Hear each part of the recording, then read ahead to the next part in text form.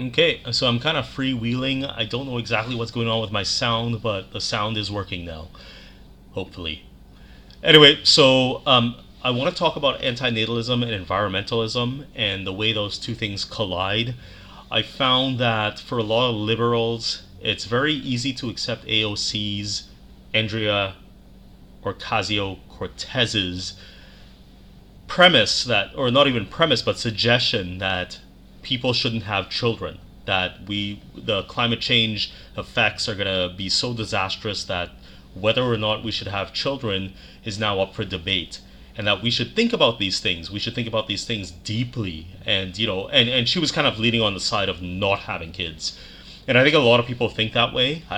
In fact, if you're on Facebook, you'll see various movements filled with hundreds of people that think that we shouldn't have kids and that we should get away from population overboom.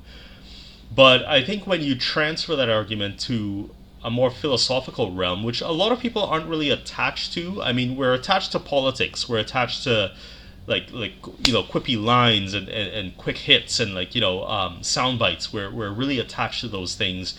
And when AOC says something like, we probably should not have children anymore, or my generation should not have children anymore, we all think, wow, that is so grandiose and that is so perfect to express the suffering that we feel because of climate change. It is, should we even do these things anymore? It's taken for granted. But I think if you take those things to its logical conclusion, you end up with antinatalism. And the other day I saw David Benatar basically talking about climate change and the way it's gonna inflict this horrible damage on the human race. I don't doubt that. I don't doubt 98% of climate change scientists. I think these things are going to happen. I think they're going to happen in ways that we can't even predict at this moment. But if you look at David Benatar's overall philosophy when it comes to antinatalism, he's not specifically talking about climate change. And I know for a lot of people that's the biggest thing, that when it comes to the latest apocalyptic prediction. But David Benatar is actually talking about the nature of being human itself. And I would even argue the nature of being any kind of biological entity on the planet Earth. I think he's talking about the suffering that comes with just existence, with being alive. Now, if you look at Buddhist philosophy, they have a term for it. It's called Dukkha or Dukkha. I don't know how you pronounce it. But for some people, that's easier to swallow. Basically Dukkha or Dukkha in Middle Eastern, what am I saying? Not Middle Eastern. In Eastern thought is basically thought of as the suffering inherent of a life that's even mundane. Of just the vagaries of life that just make life painful and unpleasant.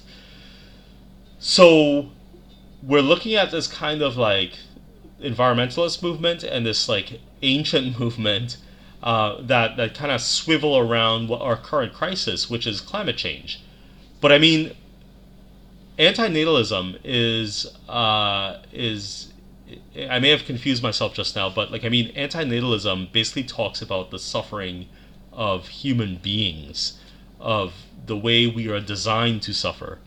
And I feel sometimes banking on climate change to prove the philosophy is a bit weak and a bit shallow. I feel like without climate change, we can't move forward as AOC might claim. We can't move forward unless we become kind of a transhumanist species. And I don't know how long that's going to take, but I mean, some experts predict that AI, if there's going to be transhumanism, AI is going to take a very long time to come around. And it's nowhere in sight. AGI, artificial general intelligence, is nowhere in sight. So I mean, we're essentially going to be suffering for a very long time sans climate change, or with climate change. I mean, I don't deny climate change, climatologists. I just feel like we're going to be suffering for a long time before this becomes all real. So that's a bit of a drill down on what I think about, antinatalism and where we're going and where we have been. But hopefully that makes sense. Okay, bye.